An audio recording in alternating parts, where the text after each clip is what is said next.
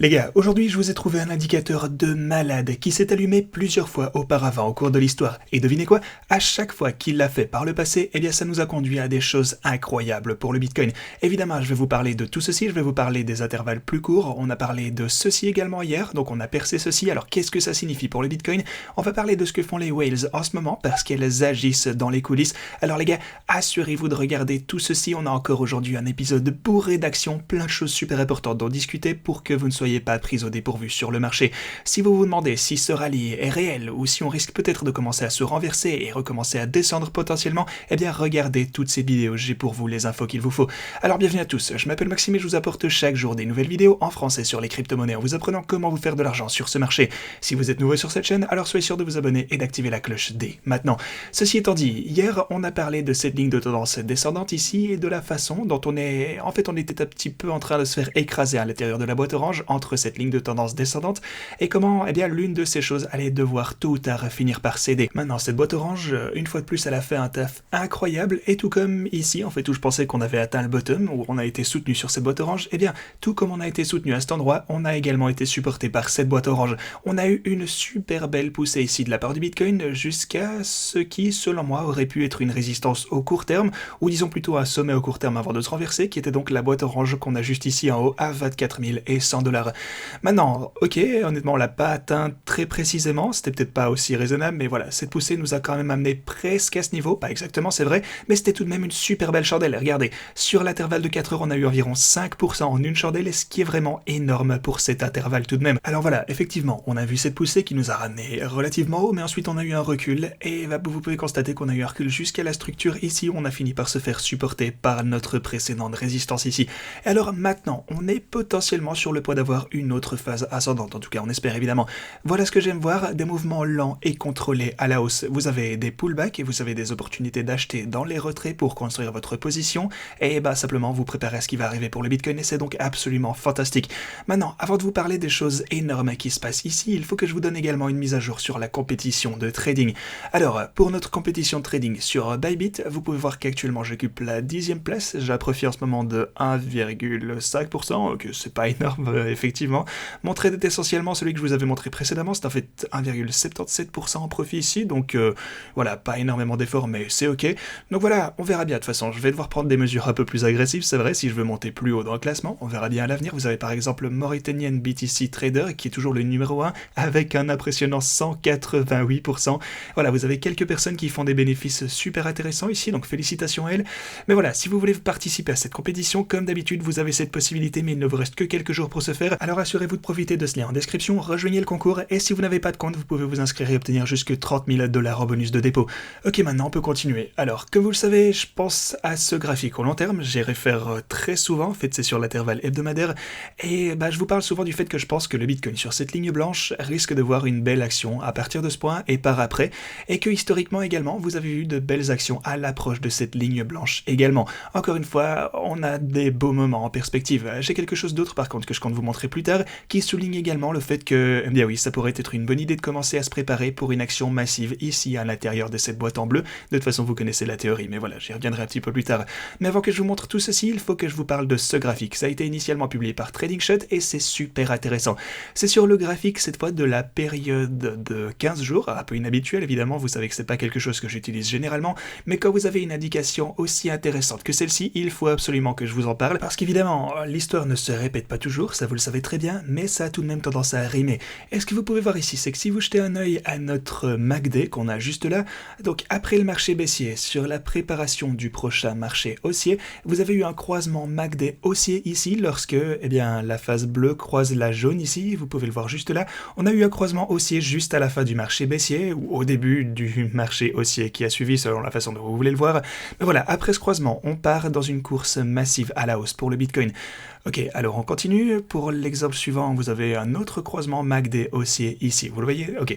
Alors, ici, on a ça. C'est pas quelque chose que vous voyez habituellement, en fait. C'est là où je voulais en venir. Mais voilà, on avait quelque chose ici. Également à la fin du marché baissier, ou au début du marché haussier, encore une fois, selon comment vous voulez le voir. Donc on peut voir ce croisement, boum, tout de suite après ça. Alors, qu'est-ce qu'on a d'autre comme exemple? Eh bien, vous en avez un autre ici, qui est cette fois en 2019. Vous avez un croisement MACD haussier. Vous avez également un rallye pour le Bitcoin qui a suivi juste après ça.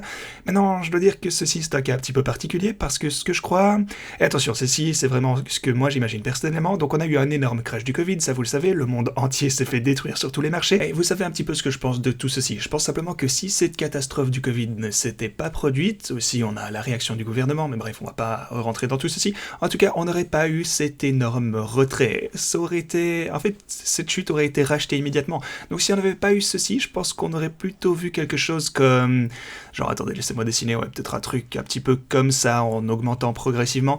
Donc voilà, action haussière, si on avait pu tenir ceci pendant que le Covid nous avait fait plonger pendant un petit moment là-bas, eh bien vous aurez pu réaliser un énorme profit.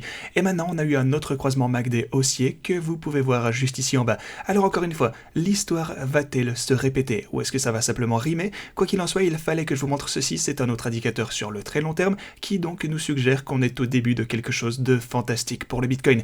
Maintenant, il y a 2 ou 3 choses supplémentaires que je voudrais vous montrer. Alors, d'abord sur les marchés traditionnels, bien entendu, on a la mise à jour ici, sur les marchés à terme, sachant que ouais, sur les marchés traditionnels, vous avez donc, comme vous le savez, cette ligne rouge descendante ici dont on parlait dernièrement, vous avez cette chandelle hebdomadaire, il nous reste quelques jours seulement avant que ça ne finisse par se clôturer, on y croit. Maintenant, si on pouvait clôturer comme ceci, ce serait absolument fantastique. Aussi, idéalement, ce qu'on aimerait voir juste après ça, si on peut en demander un peu plus, c'est une autre chandelle verte qui s'ouvre et qui se ferme au-dessus de ce niveau pour confirmer la percée.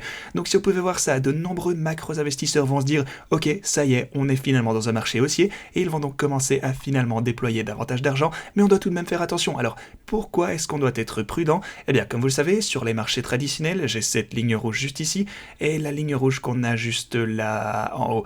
Et donc, ouais, en gros, dans la boîte orange avec les lignes rouges que vous voyez juste ici. Alors, si vous vous souvenez de quand je vous expliquais tout ceci, pourquoi ai-je mis ces lignes rouges ici en particulier? Eh bien, c'est généralement là qu'ont tendance à s'arrêter les rallyes de bear market. Et d'accord, bien sûr, la question en ce moment, c'est est-ce qu'on est dans un marché haussier déjà, ou s'agit-il simplement d'un rallye de bear market? C'est toujours peut-être un marché baissier, peut-être qu'on a un rallye à la hausse, donc ok, on remonte et ça nous donne de l'espoir, mais peut-être qu'on finira simplement par se renverser, perdre tous nos gains et chuter encore plus bas, genre peut-être vos 7 ou 10 000 $, quelque chose comme ça. C'est la peur qu'on est en droit d'avoir en ce moment. Est-ce un rallye de marché baissier ou est-ce pour de vrai? Maintenant, les rallyes de marché baissier se terminent généralement ici à l'intérieur de cette ligne rouge et de la boîte orange ici avec les lignes rouges sur son bord. C'est là où je voulais revenir. Maintenant, c'est quelque chose dont je vous parlais énormément précédemment. Lorsqu'on a eu ce rallye à partir de ce point, par exemple, souvenez-vous qu'on est remonté sur les marchés traditionnels. Dès qu'on est entré dans cette zone rouge, ou qu'on entrait en fait entre cette ligne rouge, en gros, je vous ai dit, écoutez, c'est généralement là que vous voyez s'il s'agit d'un rallye de marché baissier ou si ça va continuer à être plus durable. C'est généralement entre ces deux lignes rouges et je sais c'est vraiment une grande région, je l'admets, mais tout de même, c'est les données dont on dispose, on fait avec ce qu'on a. Donc voilà, il s'agissait bel et bien d'un rallye de marché baissier. C'est logiquement là qu'on commençait à avoir le rejet et qu'on a bel et bien commencé à baisser. En fait, c'est ce qui s'est passé précédemment. On a eu un rejet et on a fini par redescendre et bah pour le coup encore plus bas ici comme on aurait pu le craindre. Mais voilà, on a eu un autre rallye, n'est-ce pas? On a eu un rallye cette fois où on n'est même pas entré dans la ligne rouge. Mais voilà, en gros, on a eu cette poussée en ce moment, on est en droit de se poser cette question. On est encore assez loin de cette ligne rouge, c'est vrai, mais si vous regardez le temps que ça prend aussi, parce que le truc c'est que pour un rallye de bear market, bien sûr, ça a un prix à prendre en compte, mais il est question de temps aussi, genre combien de temps peut durer ce fameux rallye? Eh bien, je peux vous montrer ça juste ici, on a ce rallye de marché baissier qui dure généralement, eh bien, ils ont une durée qui se situe dans ce voisinage, où on pourrait voir un rallye de marché baissier qui dure un peu plus longtemps, avant qu'on commence finalement à se renverser. Mais dans ce cas, ceci signalerait alors qu'on n'est pas sur le point d'avoir, enfin plutôt qu'on a un rallye de marché baissier et que le prochain rallye sera celui qu'on a pour de bon. Parce que si vous regardez ceci, on se trouve, genre ici vous avez 30, là vous avez 60, alors disons qu'on est à peu près à 40 jours dans un éventuel rallye de marché baissier. Alors s'il s'agit d'un rallye baissier évidemment, là on est à environ 45 ou 40 jours dans sa durée et ça pourrait nous donner l'impression qu'aucun rallye ne dure plus de 120 jours. C'est ce que l'histoire nous a montré de toute façon, aucun rallye de bear market ne dure plus de 120 jours.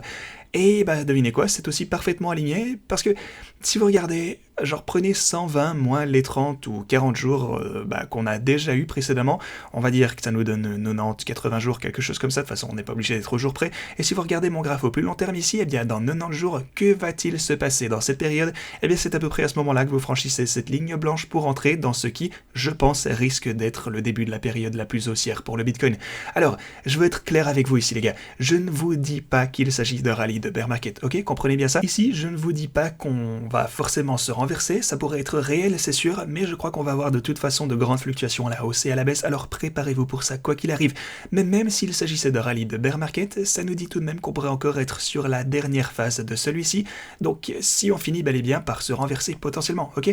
Donc à tout le moins, on aura de toute façon bientôt ce véritable marché haussier qui va commencer selon ce que vous voyez en termes de nombre de jours, et ben voilà, ce que vous avez généralement dans un marché, dans un rallye de marché baissier. Donc voilà, on doit juste être préparé pour les deux scénarios les gars. On pourrait avoir un autre recul, on pourrait faire ça, je n'exclus aucune possibilité. En fait, c'est généralement ce qu'on finit par voir. Pour le Bitcoin, lorsque vous avez généralement un marché haussier, vous avez toujours de gros reculs, alors préparez-vous à quoi que ce soit, mais de toute façon, les choses se présentent bien pour l'avenir. Même si on a un recul, ça nous montre que juste après ça, on aurait de toute façon le début de notre fameux bull market. Et ce graphique, c'est vraiment tout... Genre, ça représente bien ma stratégie, alors encore une fois, n'hésitez pas à acheter un œil à ma vidéo de stratégie. Si vous ne l'avez pas déjà fait, je passerai en revue tout ce qu'il vous faut savoir, j'explique pourquoi je pense qu'on va avoir un marché haussier à partir de maintenant. Et quelqu'un d'autre croit ceci, et ce sont les analystes de Bloomberg. Alors, typiquement, Bloomberg, je dois dire que je les aime pas vraiment, ils sortent souvent beaucoup de nouvelles avec lesquelles je suis pas tout à fait d'accord, mais bref, pour une fois, on a Mike McGlone qui dit qu'il pense que le Bitcoin va atteindre les fameux 6 chiffres durant le prochain cycle haussier, et c'est ce que je crois également. Mais voilà le truc, ce qu'il dit aussi, c'est qu'il pense que le Bitcoin, avant cela, pourrait rechuter jusqu'aux 15 000 $. Alors, peut-être que oui, peut-être que non, mais on doit de toute façon être préparé à ceci. Je suis d'accord, on pourrait rechuter, mais je crois que le fait d'acheter, de toute façon, accumuler pour votre position au long terme en achetant durant les dips, eh bien, c'est quelque chose qui sera payant à l'avenir. C'est ce que moi je fais en entrant dans le début du prochain marché aussi. De toute façon, si on n'y est pas déjà, encore une fois, je n'exclus pas le fait qu'on pourrait déjà être dans la prochaine phase haussière et qu'on ne rechutera pas plus bas. Alors voilà, j'espère que vous voyez ce que je veux dire, les gars. Je veux juste que vous soyez prudents, en tout cas. N'y allez pas all-in à ce stade, de toute façon, commencez définitivement à vous préparer pour ce qui risque d'arriver à l'avenir. Une autre chose que je voudrais vous montrer, et ça a à voir avec les whales pour le coup, demain on a encore quelque chose de gros, je vous ai déjà parlé de ça d'ailleurs dans cette vidéo, il ne vous reste que 48 heures avant ceci, j'ai posté cette annonce il y a 24 heures plus ou moins, donc on a d'énormes quantités d'options qui vont arriver à expiration dès demain. Alors, que pourrait-il se passer concrètement? Pourrait-il s'agir d'un non-événement? Pourrait-il ne rien se passer avec le prix du Bitcoin? Eh bien forcément oui, ça pourrait toujours être le cas, mais comprenez tout de même qu'on a 1,4 milliard de dollars qui sont en jeu et qui seront à gagner dès demain. Alors, les gens ont fait d'énormes paris, et ce que vous pouvez voir en ce moment également, je vous ai montré hier en fait que sur les marchés à terme, les grands acteurs font d'énormes paris à ce sujet en dehors des options, vous pouvez voir ça également. Aussi, ce que vous pouvez voir les gars, c'est sur l'intérêt ouvert à terme, un autre truc super important, une grande partie vient de la plateforme CME. Vous pouvez voir que l'intérêt ouvert a diminué sur la plupart des plateformes d'échange au cours des 24 dernières heures, voyez ça juste là, mais sur CME, qui compte le plus d'acteurs institutionnels, eh bien ça a augmenté. Donc c'est absolument... Genre, en fait, c'est vraiment super intéressant. Je trouve ça fascinant que sur cet exchange en particulier, qui est, c'est 100% réglementaire d'ailleurs, je vous le précise, mais vous avez toujours de gros acteurs qui font ce genre de paris. Alors, quoi qu'il en soit, préparez-vous à la volatilité qui pourrait survenir dès demain. Tout pourrait arriver et je ne veux vraiment pas que vous soyez pris au dépourvu. Ok, ceci étant dit, j'aimerais clôturer sur une note un petit peu plus personnelle qui est importante pour moi. Si vous voulez être appliqué dans la crypto, si la crypto est votre grande passion, si vous voulez travailler avec la crypto-monnaie, peut-être avez-vous gagné beaucoup d'argent en crypto, eh bien c'est à Dubaï que ça se passe. Dubaï est de loin la capitale de la crypto-monnaie pour moi, donc si vous voulez rencontrer des opportunités dans cet univers, si vous voulez trouver un emploi ou quelque chose comme ça en rapport avec les cryptos, assurez-vous de visiter Dubaï et vous pourriez établir de nombreuses connexions précieuses. Essayez d'y aller, voyez ce que vous pouvez y faire, parce que Dubaï regorge d'opportunités pour les amateurs de crypto en ce moment. Il n'y a pas d'autre endroit au monde avec de telles opportunités pour la crypto, selon moi. Alors voilà, je voulais juste vous communiquer ceci sur une note plus personnelle. Si vous êtes intéressé, que vous souhaitez vous appliquer davantage dans la crypto, c'est là que ça se passe. Et assurez-vous également de suivre Chris sur Instagram. Méfiez-vous des escrocs, par contre il y a énormément de faux comptes, mais suivez-le sur Insta si vous êtes intéressé par ce qui se passe dans son quotidien. Lorsqu'on atteindra un certain montant, on fera également un giveaway sur son Instagram, alors voilà une bonne petite nouvelle pour vous.